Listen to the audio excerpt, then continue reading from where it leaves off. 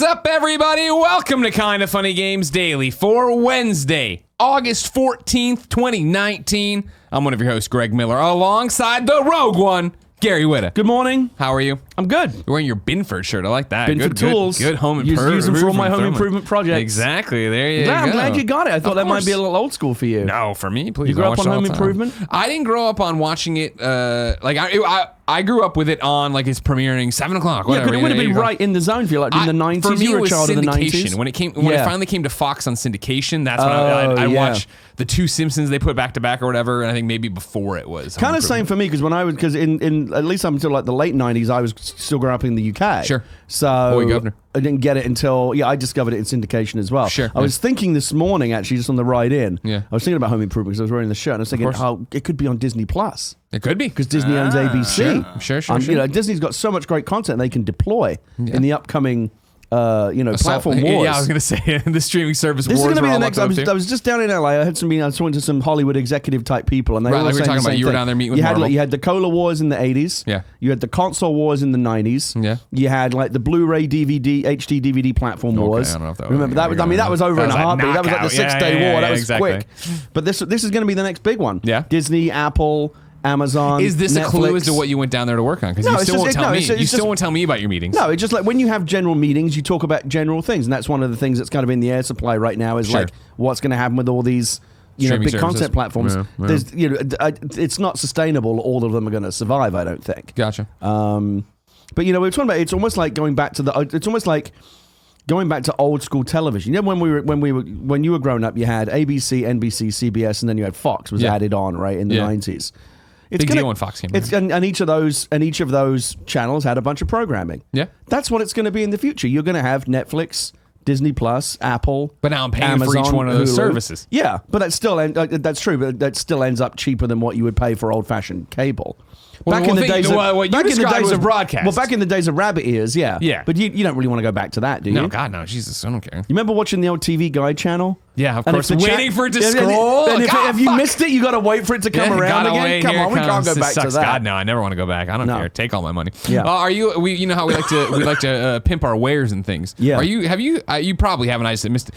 What are you doing this weekend? Are you allowed to talk about that? Silicon Valley Comic Con. Okay, people can come see you there. Yeah, Silicon Valley Comic Con. We're leaving tomorrow. It starts on Friday. Where is it? San Jose Convention Center. Oh, so you're like, that makes sense. You're staying down there. Yeah, so we have a room at the hotel. Don't say where it is. Other people will be coming up, knocking on the doors all day long. We'll be there for a few days. Yeah. Friday, Saturday, and some of Sunday up until like around lunchtime. Sunday, I'll be there. Okay. But I've got panels on Friday, Saturday, Sunday. Wow, you're actually working for a living. No, I'm doing some real. So I'm moderating. I'll tell you what I'm doing because I finally found out. One of these actually. Someone finally told me what I signed up for. I know. I've got to tell you though. There's a kicker to this though because I'm actually freaking out about one of them. Okay. So Friday. Let me see if I can remember this right. Friday, I'm doing the science. I think it's called NASA and Star Wars. Okay. The science of science fiction. Okay. And I'm moderating. Okay. I'm the moderator. Sure. So I have to come. Actually, I definitely know you're not the scientist. Well, so after I'm done here, I actually have to go home and write shit, I'm moderating this thing. Fuck, I need to come up with some questions. Sure. So there's 4 people on the panel. You're gonna love this. Okay. 2 people from NASA. Uh-huh. One I think is the head of their like astrobiology department. Okay. And the other one is like another senior NASA guy, like serious NASA scientists. And then 2 people from the Star Wars world. Okay. One of them is an Ewok.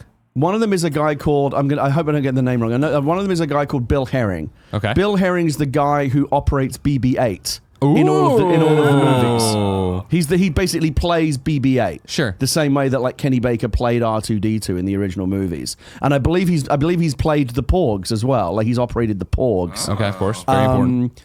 And a guy called Paul Blake who played Greedo in the original Star Wars. Fuck yeah. Fuck, that's cool. Right? Holy crap. Right? So you're telling me that an explosion in space wouldn't give off that much fire. Well, Greedo, your response. So this is the thing. I actually anticipate some fireworks because if these NASA nerds start going in on, well, actually you cannot go faster than light, blah, blah, blah. Yeah. I'm going to start telling them to fuck off because like my opinion is that the science of Star Wars is whatever the storytelling needs it to be. Sure. It's a galaxy far, far away. Right, There's exactly. It can just be whatever you want it to be. They got 2 suns in one place. I think in things like Star Trek and Interstellar, kind of more movies that are based, things that are more based in hard science, like, or even something like Armageddon. I understand how like scientists get their panties in a bunch over stuff like that because they take tremendous liberties with what is supposed to be a real world scenario, like going to drill a hole in an asteroid and what have you.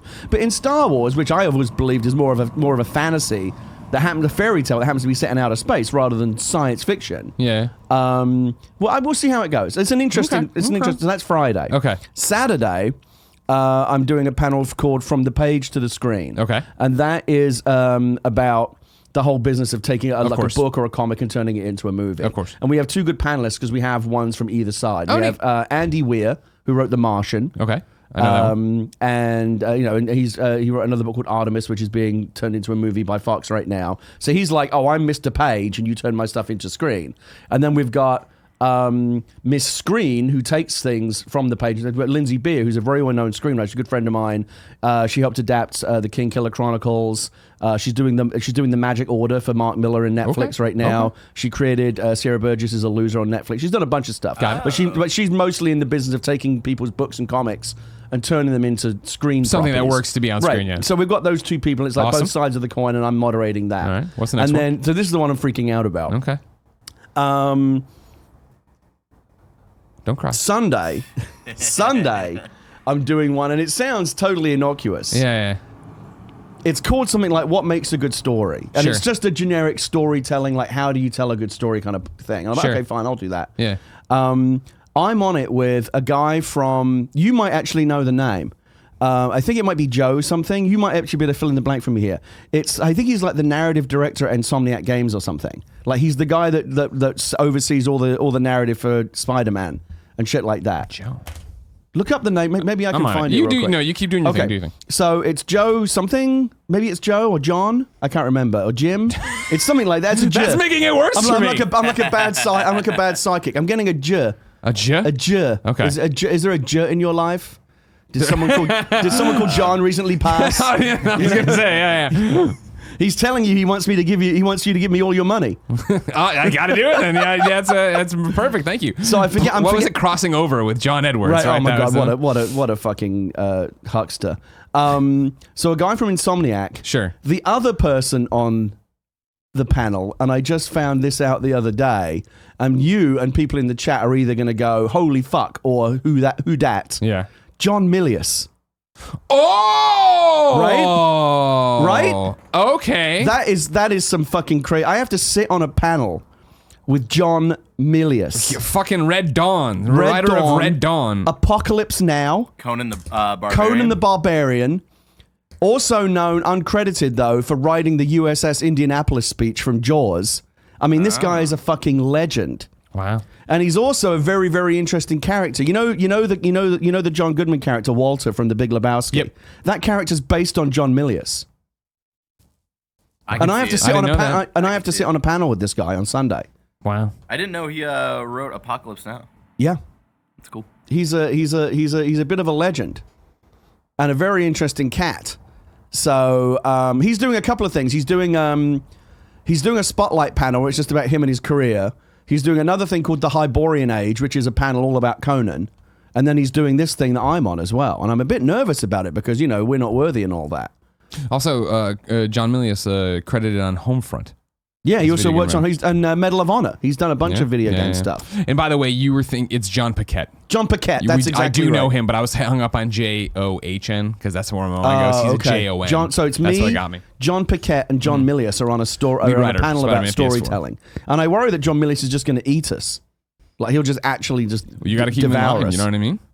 But enough about that! This is Kind of Funny Games Daily. Each and every weekday on a variety of platforms, we run you through the nerdy video game news you need to know about. If you like that, be part of the show. Patreon.com/kindoffunnygames. You can give us your questions, comments, concerns, everything under the video game sun. Then tune in live to watch us recorded on twitch.tv/kindoffunnygames. If you're watching live, you have a special job. Go to kindoffunny.com/you're wrong and tell us what we screw up as we screw it up so we can set the record straight for everybody watching later on youtube.com/kindoffunnygames, roosterteeth.com, and listening on podcast services around the globe.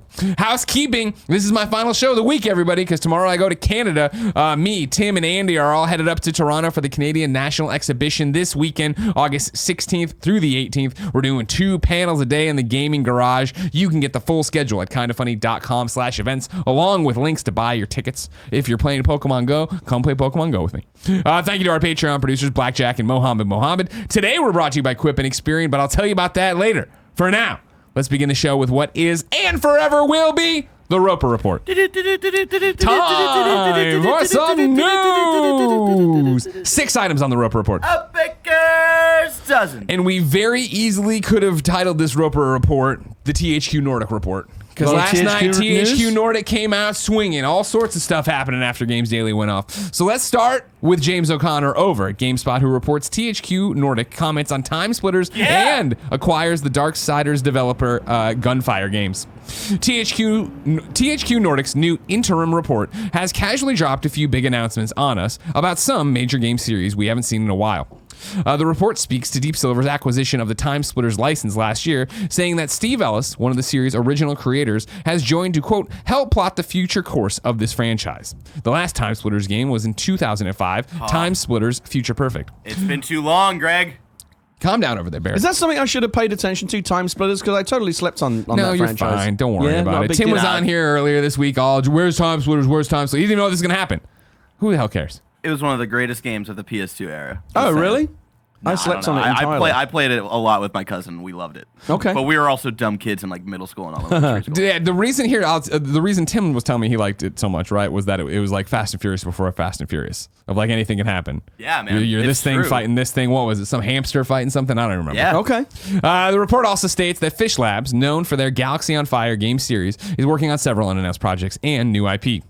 Furthermore, THQ Nordic announced their acquisition of Gunfire Games, the developers of Darksiders 3. In a press release, Group CEO Lars Wingfors stated that they are, quote, strengthening THQ Nordic's footprint in the U.S. and are adding an experienced and talented development team that we all know very well from having collaborated on Darksiders, end quote. Gary, so you don't know anything about TimeSplitters? No, I mean, I've heard of it. Obviously, we've all heard of it. I remember them trying to get me to play TimeSplitters 2 back in the basement. Never worked for me.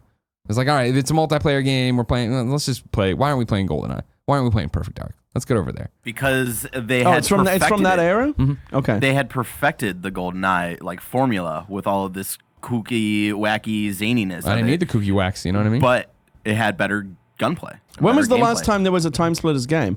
2005. On what, PlayStation 3? PlayStation 2. PlayStation 2. I believe. Yeah, that's what I remember. Yeah, that would have been PlayStation 2. TimeSplitters Future Perfect. Yeah, it doesn't much for me. But again, it says it right here. Okay. I know, yeah, I wasn't going to throw it in your face, so I don't want to do that to you. This is THQ's bread and butter, right? Of course, bringing back all these old things, taking them out. Again, doubling down even harder on Darksiders, where it's been an interesting ride, where Darksiders Definitive Edition keeps getting thrown in your face everywhere you go. They got Darksiders Genesis coming out, which again, give me a quick Google on that. It's Joe Mad's studio. I want to say People Can Fly. I forget what the studio's called, something like that. But anyways, they're making Darksiders Genesis, a completely different Darksiders game, kind of like a Diablo co-op game. I'm in for that. But they just keep doing these weird choices, Gary. THQ all over the map, as usual. Remember, they bought Kingdoms of Amalur Reckoning. They went back and got these other old franchises. They're assembling this stable of things that make them seem like the old THQ that failed. But they think they can do it right this time. Now, again, are they doing well? Yes, according to this report, their finances are good. They're not in trouble with this, right? I don't believe them. Did you find out what studio it is? For which game? Darksiders Genesis, Joe Mad Studio. Genesis. Anyways, jumping way ahead from GamesIndustry.biz, THQ Nordic enjoyed a strong first quarter for revenue and profit. So I mean, like, they're doing well. And if that wasn't enough, there's more THQ Nordic info for you. So don't even base your opinion on what's happening right now with that, because they had so many news stories out of the last 24 hours. Number 2, Dead Island 2 is still on its way, but it's on to its third developer. This is Matt Purslow over at IGN. Dead Island 2 developer Sumo Digital has concluded work on the project and will not be working with new developer Dam Buster Studios as work continues on a long-standing zombie game. In a statement to IGN, Sumo Digital said, quote, as noted in today's announcement, Dam Buster Studios is now the lead developer for Dead Island 2. This transition has been planned for some time and has no impact on Sumo's business or financial outlook.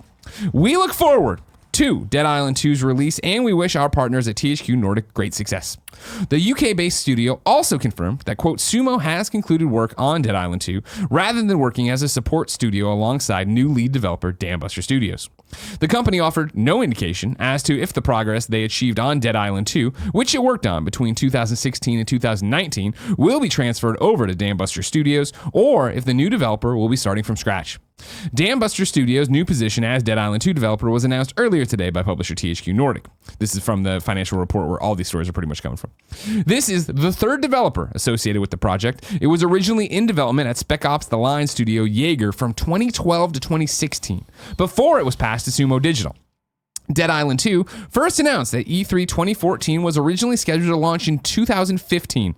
Since then, Techland, the developers of the original Dead Island, have released Dying Light, a sort of spiritual successor to Dead Island, and almost completed development on Dying Light 2, which will launch next year. So I haven't been following this whole drama, but when a game keeps switching from developer to developer like that's not a good thing, is it? No, this does not bode well. No, well, I mean, the biggest, like, as the article's brought up here, right, from IGN, is like, there's no word now, is like, are they scrapping everything Sumo did and starting fresh? Or is it like, cool, Sumo, you've had enough of this and we're turning over all your assets and all your stuff to these guys, Dambuster, and they're going to go through and finish it. This kind of feels like Duke Nukem Forever all over again. 100%. You have to, I don't know, you got to, I don't know, Gary. You know what I mean? Dead Island, I enjoyed a lot. Dead Island Riptide, I enjoyed a lot. These games had a lot of problems. Don't get me wrong. However, you look at what they've done with Dying Light did when Techland moved off of Dead Island, when they were like, all right, we're moving on to this other project with Warner Brothers. And Dying Light number 1 was fantastic. Dying Light 2, we're still waiting on to see if that pans out. It looked good at E3 demo and it looks crazy. Dead Island, is there juice left in that? Now, people love zombies. Yeah, but aren't we a bit? Come on, really? And even when World War Z came out, and that at least had like a fresh take. I was like, really? Like, aren't we a bit done with zombies at this point? How many more fucking zombie games can we sustain? Days Gone, on and on it goes. It's not a good sign when it's obviously a signal of a troubled development.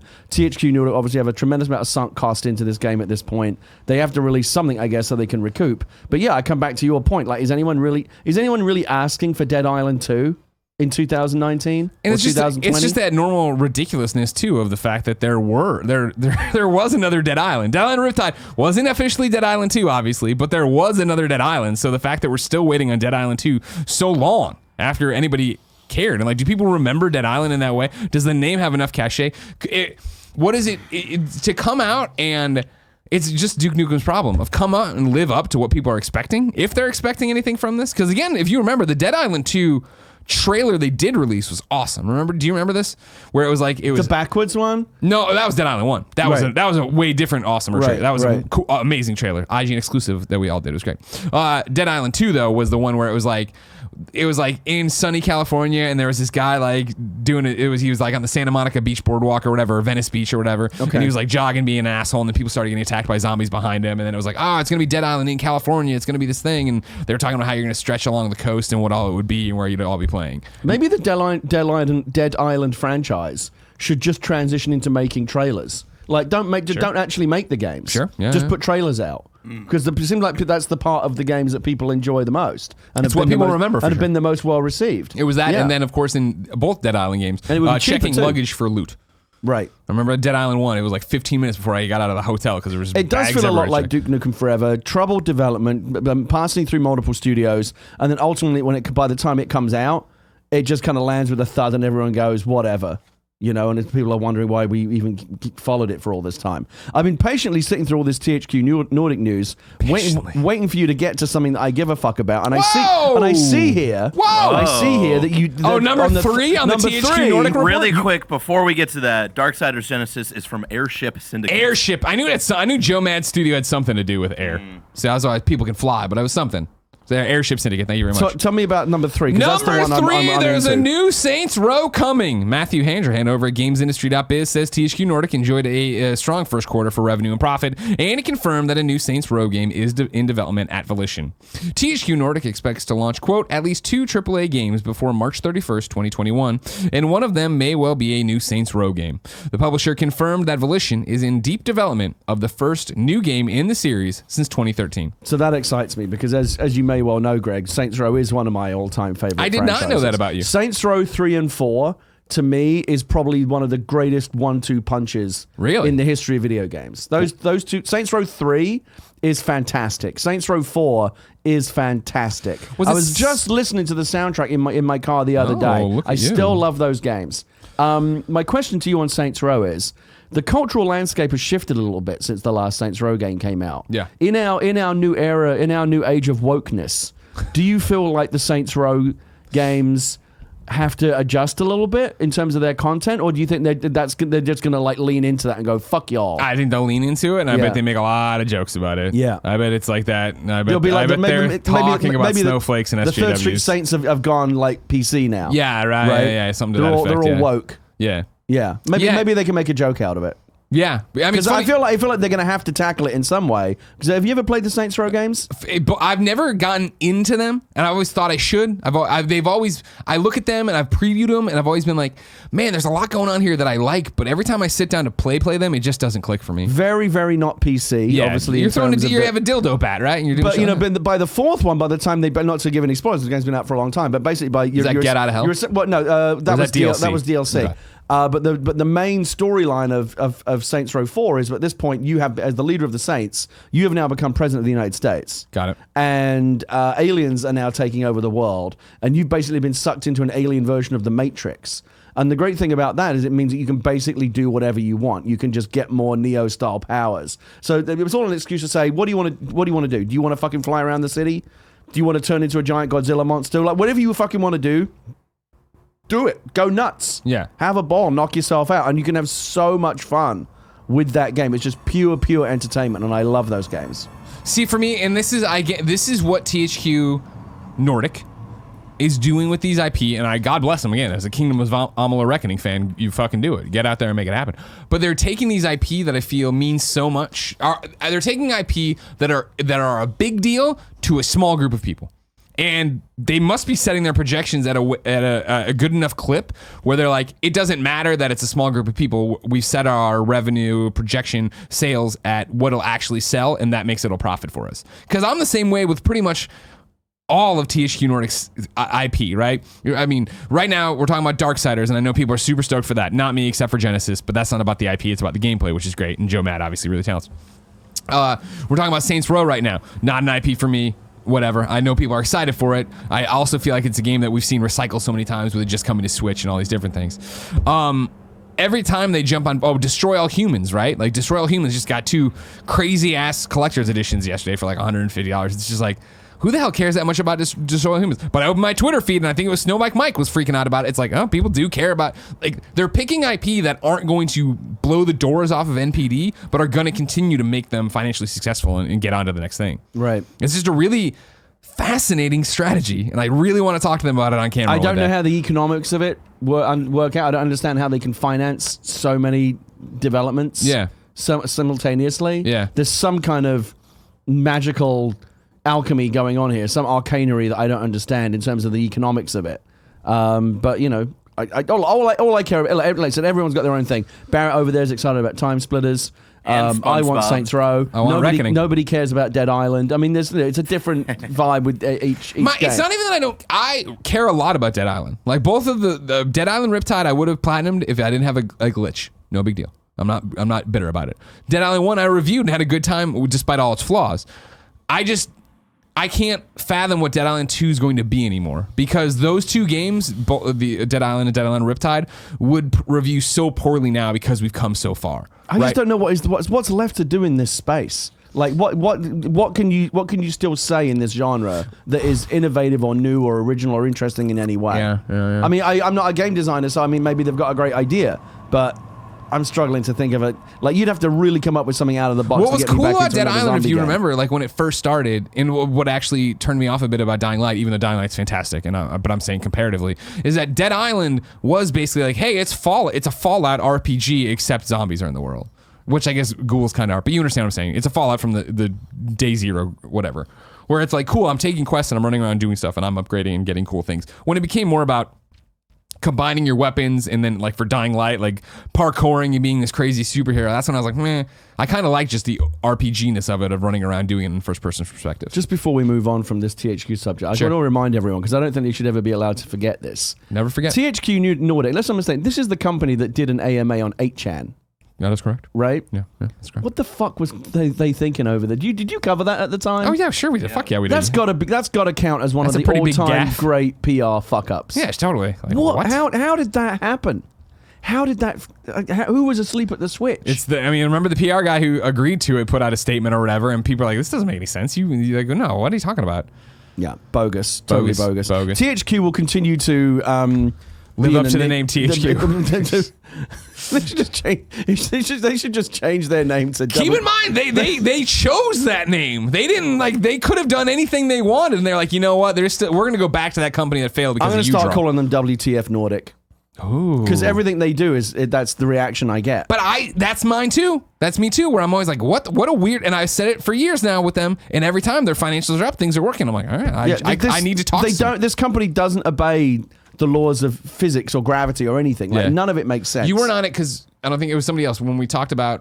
You were on it when you and I talked about the Washington D.C. FTC. The ESA went there, right? And then Sony, Nintendo, Microsoft are all like, we're gonna make everybody disclose their loot box rates, right? You remember that story?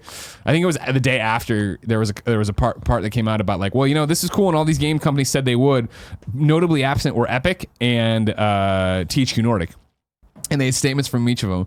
Epic's statement was like, we hear you. We're going to move toward, we've already started moving towards that. We're going to keep going. We'll disclose rates, right? And then THQ Nordic's response was just like, we don't do casino style gambling mechanics. We don't need to say this. And it's like, it's a pretty good statement. Good statement. They were like, and we weren't even asked because, as people know, we don't have loot boxes in our games. We don't put up with that shit. We're THQ Nordic. We're just making money by bringing back your dead favorites like SpongeBob. Ain't that right? Fuck yes. Speaking of bullshit, Greg. Number 4 on the Roper Report. Epic is selling a reskinned dog in Fortnite and people are pissed. This is Richard Wakeling over at GameSpot. Epic has always made a big deal out of the fact that the cosmetic items contained in Fortnite's Battle Pass are exclusive to the pass and will never be sold separately. This provides an extra incentive for Battle Pass owners to keep coming back and playing every day, knowing that they only have one season to unlock every unique item available. So, it's disappointing that today's Fortnite shop update has arrived with a very familiar looking pooch. Season 6 of the Battle Pass Season 6 of the Battle Pass introduced pets to Fortnite as a type of back bling, including everything from dogs to dragons and chameleons. Bonesy was one of these pets, a small dog with a scarf, and had various styles throughout Season 6, all more elaborate than this one new store item. Gunner, as the new pet is called, is a simple reskin of Bonesy. You want to throw this up? If you're watching, this is they'll eventually reference the Reddit person who made this. He has a slightly lighter shade of fur, is wearing a mask, and has a small skull logo on his scarf, but that's about it. Epic He's wearing a mask? That's what this article says and what it shows there, but I don't see no mask on there. No, that yellow. The eyes are slightly different. The eyes are blue. Yeah, I see like the little creases of the Barrett, mask. you ever do, when you were a kid, you ever do like spot the difference? Yeah, spot the difference. This is a spot the difference quiz. Yeah. I mean, I'm honestly looking to find out he's got a logo on the scarf. There's more space in between the teeth and the tongue. eyes are slightly different. The skin coloring is slightly lighter. Here's my thing. Scroll up. Hold on. Reddit user Reddit user Phantom Racer 32 made the following comparison to highlight. So this is from a Reddit user, but is that really what Gunner looks like? I mean, I who's in the other? Kevin. It is. Can you bring me my Switch, will you? We're getting to the bottom of this. We're opening it up because I have no idea. I assume that's what Gunner looks like because why would they like officially credit this if it wasn't? Yeah, because GameSpot loves to just jump on the headline. You know what I mean? Yeah, I guess you can probably just Google it too. Wow, Google Fortnite gun. I'm just fucking around, except for Lucy James. She's a heck. I mean, they've got a little logo on the scarf now. Well, again, if this is real, are we buying into the wrong thing? That seems to be it, right? The eyes, the scarf. So are we saying the eyes of the mask? Is that what you think this is? Anyways, Epic isn't fooling anyone. Back in June, fans claimed Epic was already reneged on its self-imposed rule by selling a beachwear version of Season 5 Battle Pass character Drift. However, The model had a new hairstyle, a completely new set of clothes, new accessories, and a separate black back bling item. So it was somewhat justified. The same cannot be said for Gunner. The Fortnite Battle Pass costs 950 in-game V-Bucks. The cheapest V-Bucks bundle you can purchase is 1,000 for $9.99, leaving you with a few leftovers to spend. By comparison, Gunner costs a flat 1,000 V-Bucks, more than a Battle Pass, for a barely noticeable reskin. It sets a worrying precedent moving forward if Epic decides to sell previous Battle Pass cosmetics separately with only slight tweaks. Well... What do you think, Gary? Well, I mean, you seem to be casting aspersions on I want to verify. GameSpot's reporting here. I want to make sure. Well, why mention a mask if there's no mask on the goddamn dog, GameSpot? Are you actually going to go into Fortnite right now? I'm going to try, but I do not think I've updated it.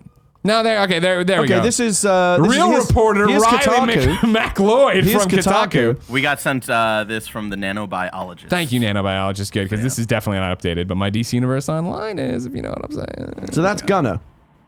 That's in that picture. Very different. Yeah, are you kidding me? Incredibly different than Bonesy. And he costs $10. Yeah. Ow, just hurt my hand. Yeah. I mean, look, let's give GameSpot and Kotaku the benefit of the doubt here. No, they're right. I'm kidding around. You haven't done your independent reporting, but let's assume do I ever on this show? Daddy, I mean, look, this is bullshit, isn't it? It's bullshit, right? Yeah. What more is there to say? Here's my question: how much bullshit is it? I feel like most stuff you're buying here is on the stores are reskinned, whatever. I guess that's not true. Look, they've gone through and put more work into it. You don't have to buy it. Yeah. But look, the majority of the core audience for Fortnite is kids. Sure. Right? It's mostly played by kids. I think I'm right in saying that. Adults play it too, but it's mostly played by little kids. And streamers, yeah. And the kids are very gullible, and it's very easy to manipulate them into buying things. And I think that's what Epic is doing now. They understand that they have, with Fortnite, basically stumbled onto a license to print money, and they can't stop themselves. Somebody told me that I had lunch with a friend of mine recently, and he told me that he read a very interesting scientific study, which said that when individuals become rich, once you become like a multi-billionaire, like crazy rich, like a Jeff Bezos or something like that. Sure. Like we were talking about there was a whole thing going on the other day, like Jeff Bezos, if he wanted to, with his personal wealth, could solve world hunger and still be super rich. So why not just do that? Like why wouldn't you do that? And the reason why, according to this scientific study, and I don't have a link to it right now, but it was something my friend was telling me about. There was a scientific study that said once you become super duper galactically rich, something chemically changes in your brain where you basically lose touch with the ability to have empathy. You no longer have empathy, which is why people like Bezos and these other super duper rich people and the Walton family that own Walmart could pay their workers a living wage. They choose not to because they would rather have $35 billion than $34 billion in their bank accounts or whatever. And so and I think that also happens at the corporate level. I think you become so greedy and you become so avaricious and so obsessed with how much more money can we make? How much more money can we make? I don't care how we do it. How much more money can we make? Well, we could we could change a couple of pixels on this dog and sell it for another $10. Fucking do it. Is it going to make us rich? Yeah. But I don't want to hear the buts. Do it. Here's I have two things, and I think they're contradictory. Barrett, can you please pull up what I just sent to Control? Number one is the idea that, okay, the dog was in Battle Pass 4 seasons ago, right? So months and months and months and months ago. People want this dog or a version of a dog like this. You still have the dog you got from the Battle Pass. That's your dog. Congratulations, you have it full tilt, all right? But people still want to get this thing, so why not give them the option to buy it? Where's the harm in that? This is what I just sent to Barrett. Dogs. Barrett, show it to people. This is Forbes. Thank you, Forbes, Paul Tassi, for pointing this out in your reporting, for explaining to an idiot like me. The mask we're looking for, Gary, is the dog's face coloring. It's a mask. That's what's called a mask? No, because look at it, right? Oh, it's different from the body. Exactly. That's what they did for this mask on this dog to turn Bonesy into Gunner. Is that they basically put a ski mask over the dog's face and put it out. Look, this isn't complicated. There's no actual debate to be had here. There's just the fucking facts. That's a scam. That's a ripoff. They're relying on the fucking gullibility of children and the fact that children are hooked on Fortnite and will buy anything that they put in front of them. That's fucking outrageous. And I agree with what you're saying there, right? I agree that this is clearly a reskin. And I know how hard it is to make stuff. I know we're talking about crunch all the time. Let's not burn out developers. You need new content. You need that steady drip of stuff going on. This is so blatantly it's the same backpack, the same scarf. Here's the thing. But hold on, let me just finish my one point. Sure, go ahead. The thing I was saying before of people want it, why don't we sell some version and buy? The other contradictory is that they've come out and said that we're not going to do that. Right. So they've said they're not going to do that, and now they're going against their word. Right. That's the problem. So they're going back on their own word, which is outrageous. And here's the other. Why not just make something new? I understand the developers are already, but we wouldn't have this conversation if they had made a cat or an iguana or something else. But no, they realize that they can save a couple of pennies by just recycling old content and selling it to kids who aren't discerning, who see something new, but they probably go, that just looks like that looks just like the old dog. And Fortnite go, yeah, but it's the new dog. And I think that's the other thing too. Have the new dog. That's what you're talking about, right? If the fact that if on the side where I was like, as I'm debating in my own head, right? That whatever, give it for people to buy if they missed it. How many people didn't miss it, but now just want to buy it because it's the new thing? It's a scam. It's preying on the gullibility of children. They don't need to do it. It's motivated solely, purely by greed. It's a drip, drip, drip of how much can we get away with. If you tolerate this, they will do the next thing and the next thing and the next thing. Epic Games, you should be fucking ashamed of yourself. I want to bring in Ilgrill Chill here, who says, and this is you're wrong, but I think it's confirming what you're saying, but I didn't read ahead. Fortnite player base. Gary's statement that the majority of children is incorrect. In the Wall Street Journal article from December 22nd, 2018, 21% are aged 13 to 17, 28% are 18 to 24. I don't give a fuck about your statistics. Millions and millions and millions of children play this game and they're all being hoodwinked, and it's not acceptable. 33%, 25 to 34. Don't come in here with your Neil deGrasse Tyson. Well, technically, you're off by a couple of percentage points. The moral argument I'm making is fucking infallible. They know that the core audience is kids. They know it. And they know that they're easier to scalp than regular... Grown-ups will buy this shit as well. There are grown-ups out there that are as dopey as the kids in terms of they've got to collect everything. And the grown-ups have got more disposable income. But kids will buy this stuff. They know what they're doing. They know, there's no one at Epic going, oh, really? Or maybe, no, you've pointed it out. Maybe we shouldn't be doing it. No, they went into this with their eyes open. They know what they're doing. They know what they're doing. They're fleecing children with recycled bullshit. Worth pointing out, it's not in the Roper report because Gary and I talked about it beforehand, and we're one of those like, the sky's blue, loot boxes are bad. We're aware of the Apex Legends thing that's going on too, where they put out this new season content, right? And in it, there's these weird boxes that you can only buy, but you'd have to spend like $140. It seems like we're not in the community enough to know, and the reporting wasn't talking about the 2 free boxes that were being talked about on Reddit, so I was waiting for that to net out. You know what it is, Greg? They know that it's, and they know that, I think they see which way the wind is blowing. Companies like this, companies like Epic and EA and Activision, they see that the end is coming for this microtransaction, but sooner or later it's going to get regulated. It's in the games industry right now, for the people that are making and marketing this microtransaction content, it's the last days of Rome.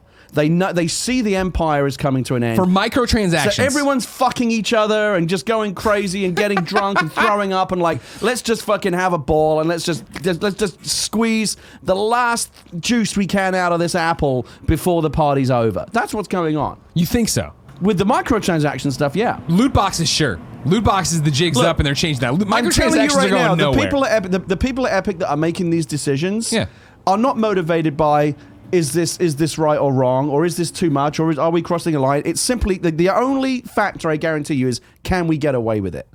And if you let them get away with it, they'll do it. And then it'll be the next thing and the next thing. Sure. How do I know this? Because it's been happening for years. This is just the next thing. There was a thing before this and before that. I don't think they get away with this. I think their audience is vocal enough, and I think right now you're seeing the reaction to it. Here you and I are complaining about it. There's Kotaku and GameSpot and Forbes. Is it going to make a dent? Is that you think the 12-year-old kid that's going to buy this fucking recycled dog is reading Forbes? No. I don't think so. I just like the statement. You think this 12-year-old kid is going to buy this dog is reading Forbes? You're right. No, he's not. But it is also there is a big part of the public perception of this, and it's what we talk about in this, and how we've seen the loot box ship turn, and how we've seen microtransactions turn for the most part, in terms of going to a more positive place with this whole statement now from the big three and all these other people in the ESA being like, we're going to fix loot boxes and yada, yada, yada. I think that if you, and I mean us, hold people to a higher standard, and we look at this and we can say, and on top of all the good stuff we've said about the Epic Game Store and Fortnite and how impressive it is that they reinvent the game every season and all this different shit, if you can say all that and hold their feet to the fire of like, hey, I'm not even trying to knock it. I understand everybody's working hard. I understand there's crunch time.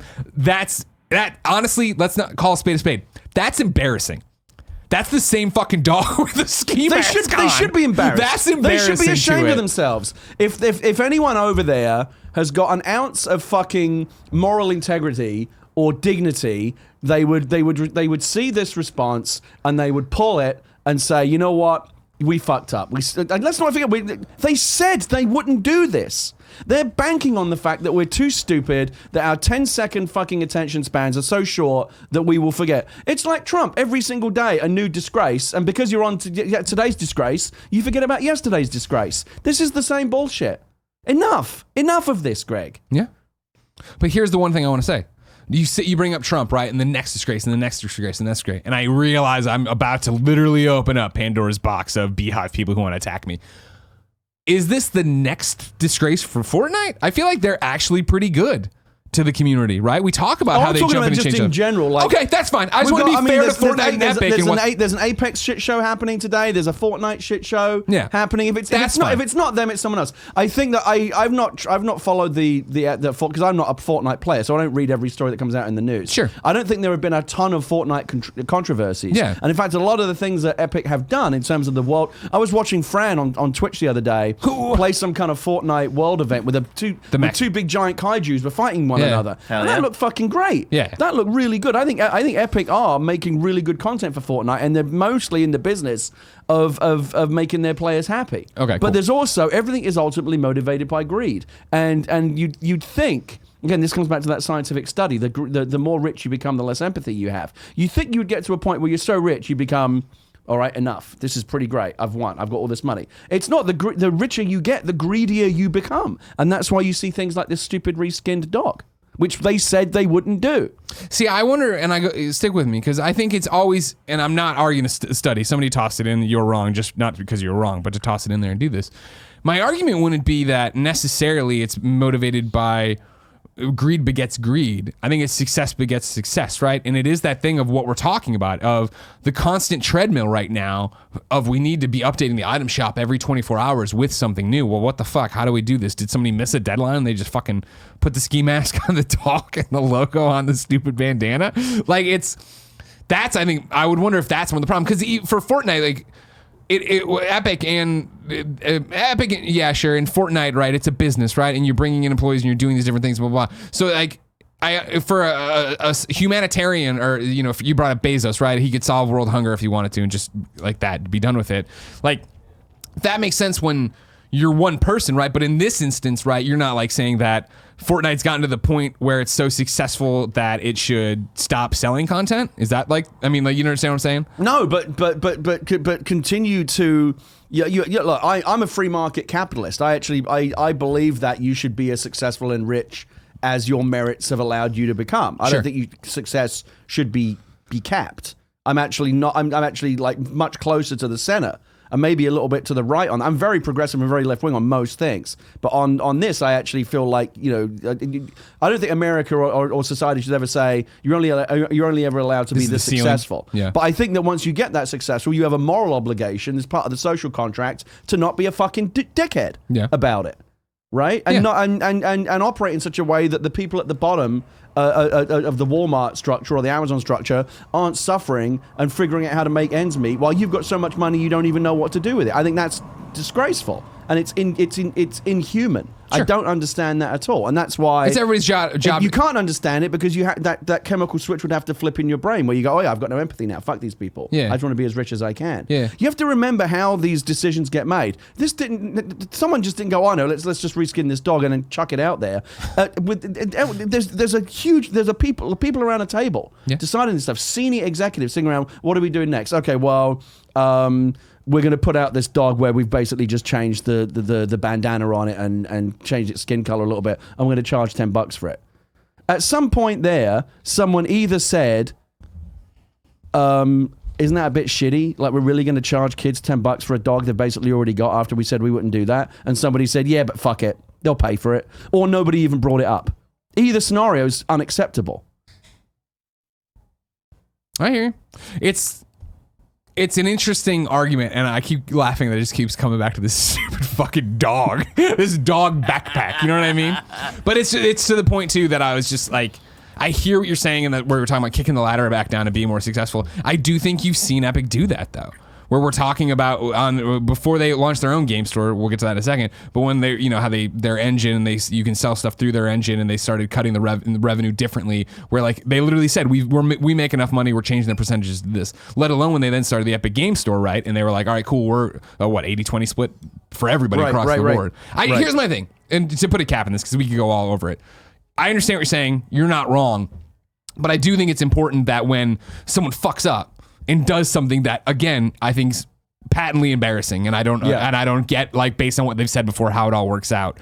It's important to call it on them, but in the same thing we talk about all the time in Twitter or anywhere else, right? Like, you fuck up one, like, I hate it when I say something somebody doesn't agree with, and they go, that's it, Greg. I followed you for years and I've been a fan forever, but because of this, I can't do it anymore. I'm like, man, I was on years of content you agreed with, and one thing I didn't, then I'm fucked and I'm an asshole and I'm a jerk. Like, there's one person like that in every YouTube video. And so my thing here is like, I don't understand the reasoning behind this. I'll see, at least she's gotta do it, but I don't want to throw the baby out with the bathwater that like, Fortnite and Epic are a bunch of sons of bitches because of the fucking dog. Actually, I've worked in the games industry for many, many years. I go back with Epic to the days of Jazz Jackrabbit. I've always liked Epic. I think that they've built their company and their reputation mostly on quality. Most of their games have been good. The Unreal Engine's amazing. I think that the Epic Store is actually a good thing. I think more competition for Steam is a good thing. I love the fact they have more favorable terms for developers. I think the people that are shitting their pants and throwing their toys out of the pram over the Epic Store are being very silly. I think for the most part, I've never thought of Epic Games as one of the bad guys, and I still don't today. Yeah. But on this one issue with this dog, they should be embarrassed. Agreed. That one I agree. Now, I do have a couple people in your wrong I want to get in before we switch off to another one, right? Actually, fuck, there's a couple more. Brian and Kurt, though, are talking about the exact same thing, so I'm going to start with Brian. Fortnite has a tendency to reskin a lot of skins with new schemes, and this dog in specific is reskinned to match an OG skin, so shameless cash grab, yes, but it's what Fortnite does, and it will trigger people's OCD when they see the dog doesn't match the man. The dog, then this is Kurt, the dog is to match the raptor skin. Reskins like this are common in Fortnite. Yeah, Aaron says that people who play regularly see this kind of stuff more. Zach says the Epic Games Store split is actually 88-12, not 80-20. My apologies like that. And there we go. Cool. And we're caught up on all the Fortnite. I feel like we've covered that comprehensively. That was a fun one, and I don't think in my entire life I'll ever forget. Do you think the 12-year-old who bought this dog recycled dog? Number 5, video game tariffs aren't hitting the U.S. just yet. This is Brendan Sinclair at GamesIndustry.biz. The United States is pushing back plans to impose additional tariffs on video game consoles coming from China. The Office of the U.S. Trade Representative announced today that certain types of electronics and toys would not see a 10% tariff imposed on them until December 15th. Previously, that tariff would have gone into effect September 1. A wide array of products coming from China, parentheses everything from cameras and clothes to food and construction materials, are still scheduled to see a 10% tariff imposed on that date. Arcade games and the replacement parts are among the items that are still on the list. Sorry, Sam Claiborne. By the way, you're not actually going to read out this Trump quote, are you? I think so. So you can make fun of it, right? I'm going to step out, and when you're done, I'll come back. Because I can't be here while you read like fucking arsehole bullshit. When you're done, I'll come right back. Are you coming back for the story, or are you just dodging the quote? As soon as you're done with the Trump quote. Okay. In remarks to the press today, President Donald Trump explained the delay was taken to minimize impact on the holiday shopping season. Quote, we're doing this for Christmas season. Okay. Just in case some of the tariffs would have an impact on US customers, which so far they've had virtually none, Trump said. The only impact, this is Trump still, the only impact has been that we've collected almost $60 billion from China, compliments of China, but just in case they might have an impact on people, what we've done is we've delayed it so that they won't be relevant for the Christmas shopping season, end quote. Fuck? Contrary to Trump's implication, tariffs are not paid by the country from which the goods come from. These are a tax paid by companies on goods being brought into the country and typically end up passed on to the consumers in the form of higher prices. God. That's it. Done with that. We're done with the quote. Dumb. What an idiot. But Greg, He's so dumb. I thought China was paying the tariffs. Exactly right. Wow. Who Are you thought? saying that because of these tariffs, us, the American consumers, we're actually paying them? I know it's shocking, but yeah, it turns out that's gonna be passed on to us and really not be beneficial to us. Wow. I'm surprised too. Trade wars are good and easy to win, Greg. But thank God he pushed it till Christmas. Never mind about those inverted yield curves. Never mind about every fucking recession indicator across the board flashing red right now. We're in great shape, folks. MAGA, just fucking stick with it. Good news, guys. Trust in our brilliant genius leaders and everything will be just fine.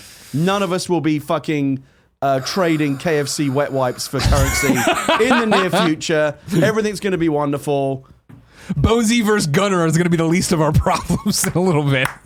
We're gonna be looking back on the days where we had the luxury and the privilege to complain about reskinned digital dogs as fucking halcyon days, as the great days of yore.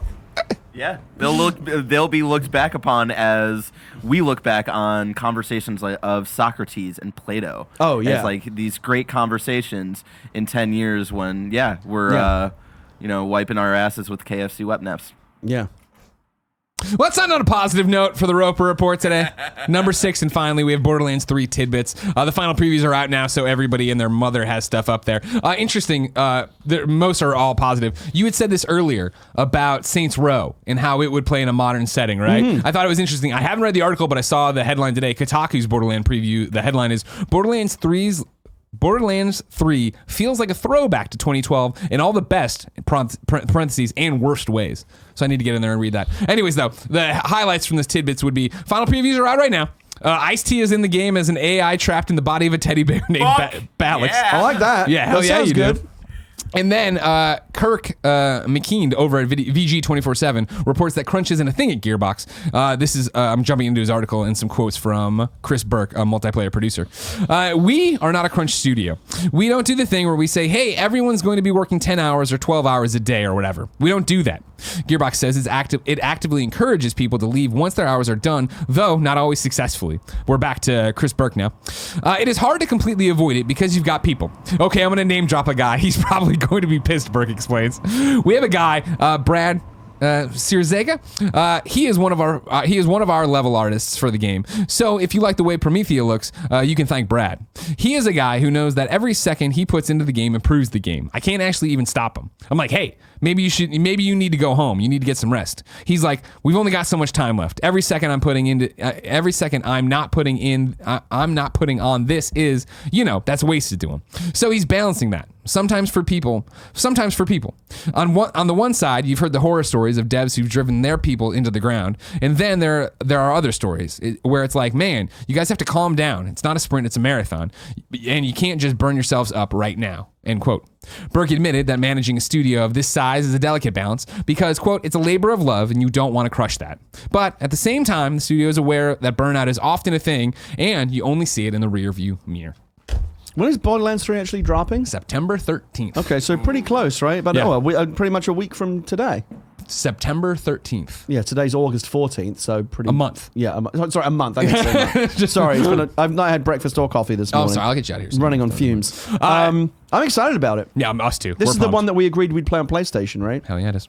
That's what I like to see. Andy, of course, if you saw me tweet yesterday, party mode was supposed to go up on patreon.com/kindoffunnygames today. Borderlands 3 party mode between Nitro Rifle, Andy Cortez, and Flapjack, myself. However, Andy's computer blue screened, and it turns out Windows is corrupted. And Kevin isn't running the board today because he stayed late and is now still trying to fix it in the other room. So we're doing the Kind of Funny best. Hopefully it'll be up, youtube.com/kindoffunnygames tomorrow. His goal was to try to get the computer up and running before Andy got in.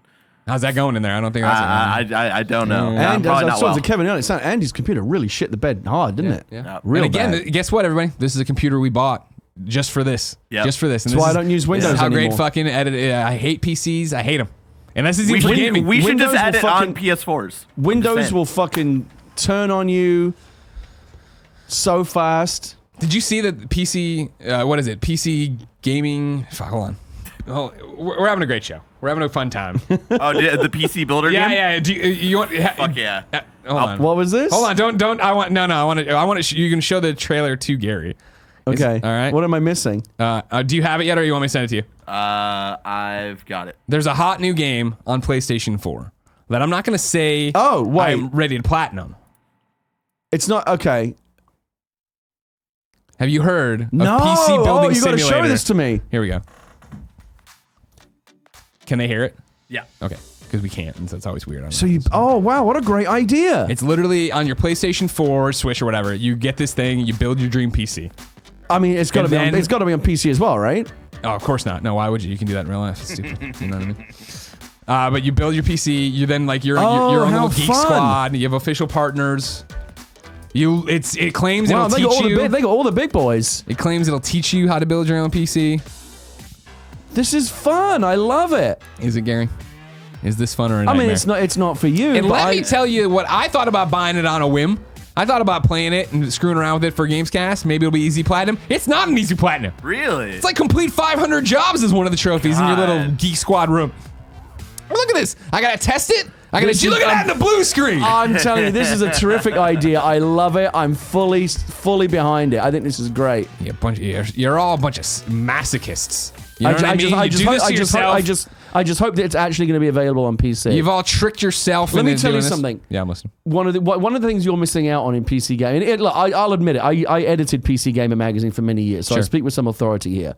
PC gaming is a fucking pain in the ass. Thank you. It's here. It's such a fucking. Oh, it is on Windows. Oh, good. Okay. And Android. Okay.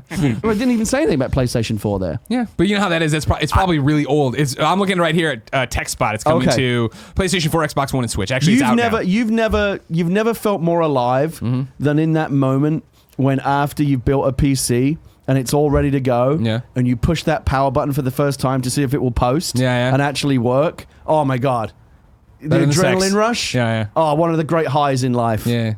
And you're missing out, dude. I feel the same way when I turn on the PlayStation. You know what I think would be hilarious What's content would be to build a PC on a Kind of Funny live stream with you just in the mix, like, as an observer, just talking shit. I would love that. It's adorable how many people hear me complain about it, like PC people, like I don't want to name companies, but companies that make PCs.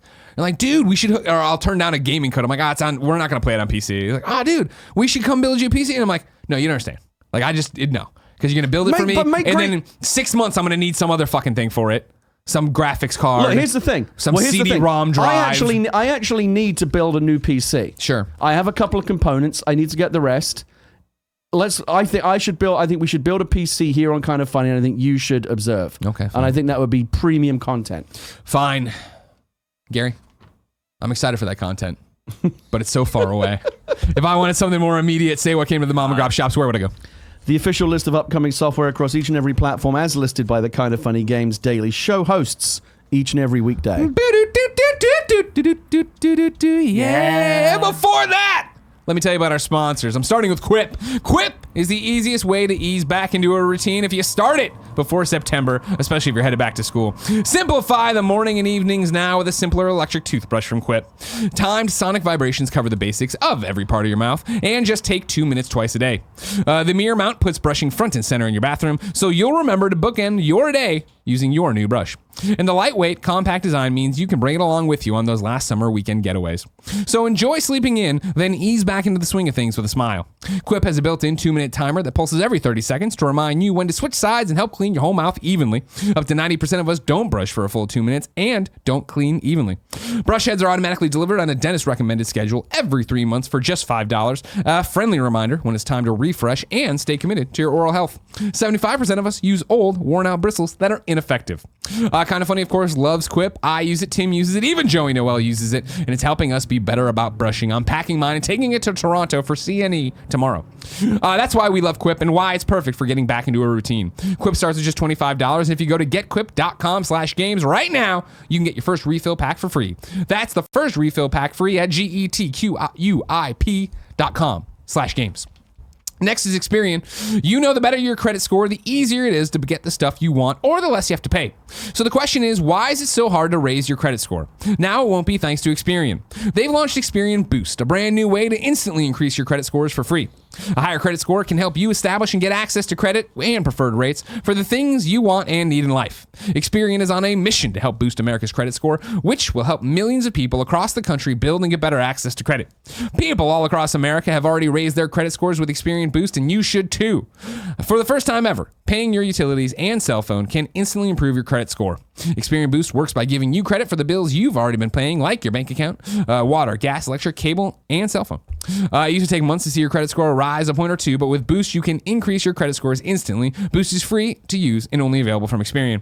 Up until now, you've been paying your utilities and cell phone bills without getting any credit for it. Now you can. You guys know it well. Credit scores are hard to raise. I found out the hard way when I noticed my credit card was all screwed up, and this would have helped me, so I urge you to use it.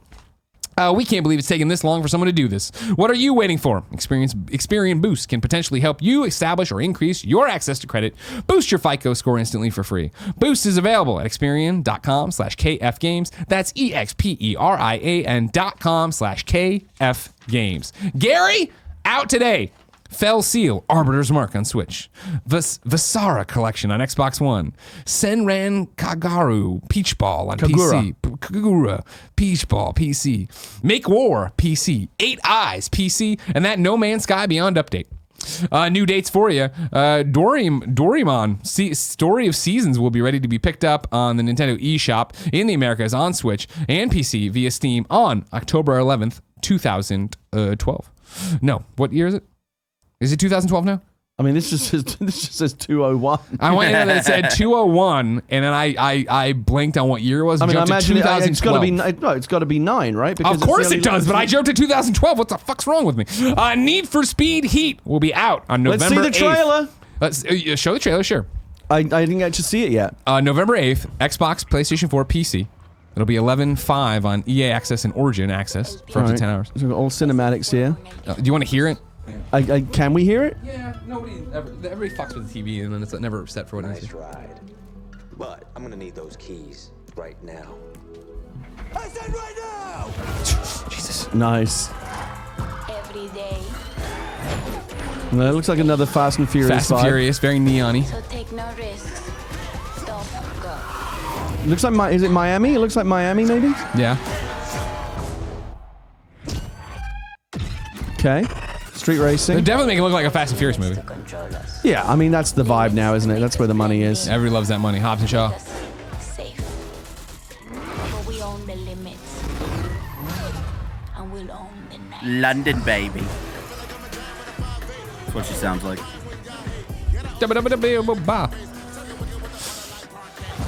So more Need for Speed, basically. Yeah, it's just more running, right, racing stuff. More power to you if you're excited. Survival of the fastest. This happens to me every year, Greg. Every time a new NFS game comes out, I'm like, maybe this time. Maybe this will be the one. And then it always disappoints me. I thought that about Payback, the last one. Let me give you, here's the paragraph description. Need for Speed Heat sends fans to Palm City, a brand new open world where street racers have gathered to make their names known.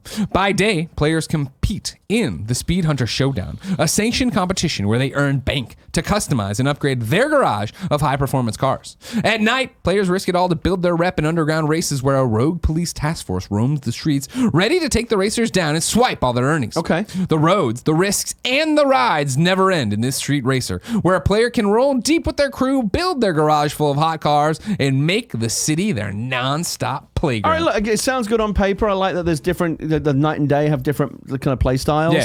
Anytime the cops are involved, I love that. I like that hot pursuit vibe. Sure. I hope I get to play as the cops. That was always my favorite in Hot Pursuit, was playing as the cops and catching the speeders. Yeah. Again, they burn me every fucking time, and every time I come back, like, maybe this time. Yeah. Maybe it is this time, though. Maybe it is this time. Kung Fu Kickball, the team-based sports platform fighter from developer Whale Food Games and publisher Blowfish Studios, leaps on the Nintendo Switch, PlayStation 4, Xbox One, and Steam for PC and Mac in Q1 2020. You wouldn't necessarily know this, Greg, but this next one you're about to read, this to me is the biggest story of the day. I thought it would be. When I see something, I'm like, this seems old enough to be a Jared Petty story. I know it's a Gary Wood story. Bubble Bobble 4 Friends will be released both digitally and physically exclusively for Nintendo Switch in Europe on November 19th, 2019, with the release in the USA to follow in the first quarter of 2020. So I love Bubble Bobble. Did you know? Arcade classic. I played the hell out of it back in the day at home. I'm also a huge fan of the sequel, Rainbow Islands, which is a super duper slept on classic game. Okay. Brilliant game. Was that Bubble Bobble 2? Rainbow Islands was the sequel to Bubble Bobble. And then Parasol Stars was the sequel to that. There was a third. Yeah. So this is the fourth. Because it's Bubble Bobble 4, the number 4 friends, and it's a multiplayer. Well, I think what they're suggesting there is that 4 people can play. I agree, but then they called this a sequel in there, and I was like, wait, has there never been a Bubble Bobble 2, or has there been a Bubble Bobble chain that I'm not sure? Unless I'm missing, there might have been like Super Bubble Bobble and stuff like that, but the general chain goes Bubble Bobble, Rainbow Islands, Parasol Stars. That's considered the triptych of Bubble Bobble.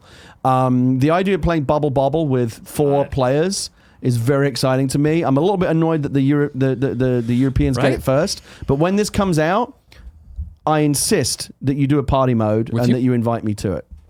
Deal. And we gotta bring bring Jared Petty back from the dead. Oh, Jared! I'm guaranteed Jared is bouncing off the walls right now at this news. Ooh, dokie. He's bubbling and bobbling. He's bubbling and Renzo bobbling. Racer is leaving early access on August 29th. Ladies and gentlemen, it's been a long show. You did great with the reader mail. I think we inserted some of it, did it, or did we just yell at you the whole time? No, he's yelled at you the whole time. Wow, look at that. That's super rare. What a show. It's been a great show. I love it. So we're going to jump to Squad Up. This is where one of you writes into patreon.com/kindoffunnygames. Give me your name, username, platform choice, and why you need help in a video game. I read it here. The best friends come and find you, and everybody plays games together. Today, Vince needs help on the Xbox One. Vince's Xbox Live username is Overlord342, all one word. Vince says, "What's up, Kind of Funny crew and Kind of Funny best friends? I've been making my way through the Dark Souls series for the first time. However, I've hit a wall in Dark Souls 2. The wall, the red-eyed bastard himself, the Pursuer. I'm looking for some best friends to help me get past this asshole and maybe even run some jolly cooperation through Dark Souls 2 and 3. Thanks, guys. Love everything you do and keep up the good work. If you want to jump in to Dark Souls 2 with Vince, hit him up on Xbox One, Overlord342. Gary, want to shout out a required reading for everybody. If you head over to GameSpot today, Laura Parker has an article called "Phil Spencer is exactly who you think he is." I couldn't tell if that was meant to be a diss headline. It was like, is this a hit piece? No, it's not. It's a very lovely look at Phil Spencer and who he is. Because Phil Spencer is viewed as a nice guy, right? Totally, and I think that's where it comes from. Okay. Yeah. I guess if you had a bad opinion, it's like wow. If you thought Phil Spencer sucks, someone dishing the dirt on Phil Spencer. No. But no, Phil is a well-liked guy, right? Yeah, it's a really interesting read on it from his career, what he's trying to do with Xbox, reflecting on where Xbox has been and where it's going. I highly recommend it. Everybody should head over there and do it. It's time for You're Wrong. This is where we ask people watching live on twitch.tv/kindoffunnygames to go to kindoffunny.com/you're wrong. Tell us what we screw up as we screw it up, so we can set the record straight for everybody watching later on youtube.com/kindoffunnygames, roosterteeth.com, podcast services around the globe. Capitalist Pig says the PC builder release date on PC was January 29th, 2019. So it's been out a while there. It's just coming right now. Okay. It's brand new on Switch, Xbox One, and PS4. Il Grill Chill says the year is 2019. Thank you. We did fuck that up. Nanobiologist says we missed a date. Rainbow Six Siege Operation Ember Rise has been revealed. More will be shown off during the Six Major in Raleigh, August 18th.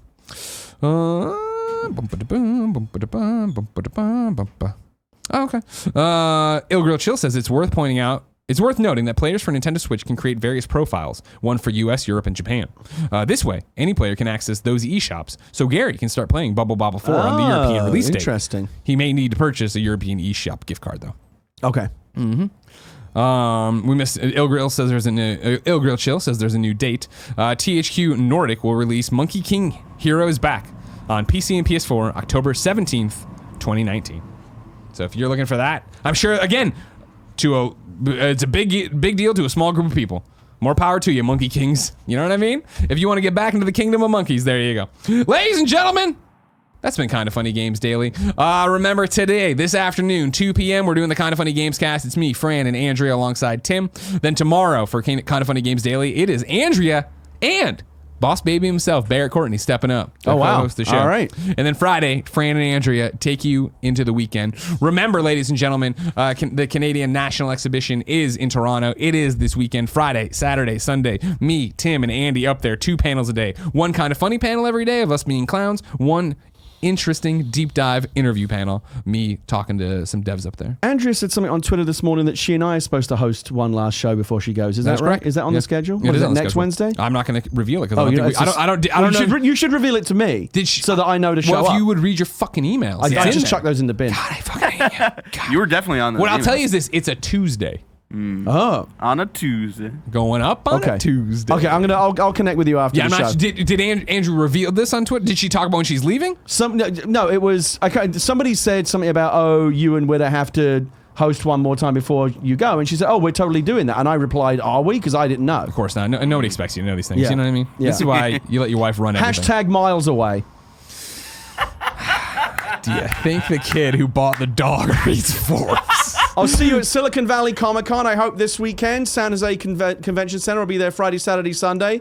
I'll also see you at PAX. Yeah. At the end of this month, I'll be competing in a Kinda Funny inter-website tournament, right? We'll do that. And there's a big PAX-related announcement coming tomorrow. Ooh. Stay tuned. I'll see you at the Canadian National Exhibition this weekend in Toronto, and then I'll see you at PAX for many things. There's the showcase. We'll hang out at PAX, right? Showcase. Hell yeah, I'm going to we meet will. Snowbike Mike for the first time. We're going to hang out. Yeah. Snowbike Mike co-hosting the Inter-Website Championship with me. Oh, cool. Yeah, okay. yeah. So you don't compete? I did last year, and I beat Rebecca Valentine, but then the screen flipped, and I forgot my own rules, and it looked like she won, so I let her go. And then like 15 minutes later, I was like, oh fuck, I fucked that so up. who was declared the winner? I won. But who was declared Rebecca. the winner? Okay. Yeah, That's what I was trying to get And then to. this year, I was just like, there's too many people who want to play. They can all play. You know what I mean? I got the trending That's gamer a nice trophy. way to avoid humiliation. Just recuse yourself entirely. Don't trust me. You should go watch the video from last year. These people embarrass themselves. Oh, yeah. Not knowing how to play fucking Overcooked. You kidding me? How did any of you get in this industry? I look forward to it. Until next time, ladies and gentlemen, it's been our pleasure to serve you.